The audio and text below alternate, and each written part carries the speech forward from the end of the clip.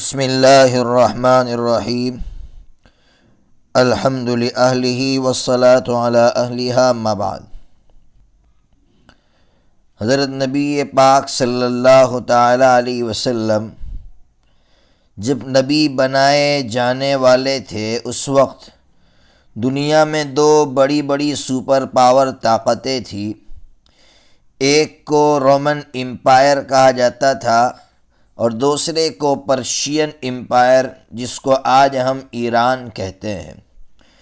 میرے اور آپ کی عقل یہ سوچ رہی تھی کہ اللہ تبارک و تعالی اگر حضرت نبی پاک صلی اللہ تعالی علیہ وسلم کو ان دونوں سپر پاور طاقتوں میں سے کسی ایک میں بھیجتے تو اسلام کو بہت زیادہ فائدہ ہوتا، اس لیے کہ ایک کے پاس جنگ کے اسباب زیادہ تھے جیسے ایران کے پاس، اور دوسرے کے پاس مالی وسائل زیادہ تھے، تو مال کی وجہ سے، اسباب کی وجہ سے اسلام جلد سے جلد پھیلتا۔ لیکن اللہ تبارک و تعالی نے حضرت نبی پاک صلی اللہ تعالی علیہ وسلم کے لیے عرب کا انتخاب فرمایا۔ اہل عرب کا انتخاب کیوں فرمایا؟ مورخین عجیب بات لکھتے ہیں کہ اہل عرب میں دو بڑی بڑی خوبیاں تھیں۔ پہلی خوبی وہ سادہ قوم تھی۔ اب سمجھیے سادگی کسے کہتے ہیں؟ یاد رکھیے، سادگی پھٹے پرانے کپڑے پہننے کا نام نہیں ہے۔ حقیقت میں سادگی اسباب کا عادی نہ ہونے کا نام ہے۔ کیا مطلب؟ میں اسباب کا مثال کے طور پر گاڑی کا ایسا عادی نہ ہو جاؤ کہ مجھے سفر کرنے کے لیے گاڑی کی ضرورت پیش آئے۔ تکیے کا ایسا عادی نہ ہو جاؤ کہ جب تک تکیہ نہ ملے اس وقت تک نیند نہ آئے۔ اے سی کا ایسا عادی نہ ہو جاؤ کہ جب تک اے سی نہ ملے مجھے نیند نہ آئے۔ اگر کوئی قوم ایسی ہو گئی ہے تو سمجھ جائیے کہ وہ سادگی سے باہر نکل چکی ہے۔ جو قوم سادہ ہوتی ہیں یعنی اسباب کی عادی نہیں ہوتی، ایسی قومیں دنیا میں انقلاب لاتی ہے۔ تو عرب میں یہ خوبی کوٹ کوٹ کر بھری ہوئی تھی۔ آپ جانتے ہیں وہ سفر کرنے کے لیے کسی گاڑی کے محتاج نہیں تھے، اونٹ مل گیا ٹھیک، ورنہ پیادہ چل پڑتے تھے۔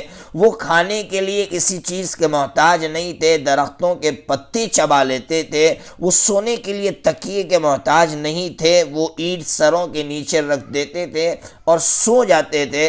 بس جس قوم کے اندر سادگی ہوگی وہ قوم انقلاب لائے گی۔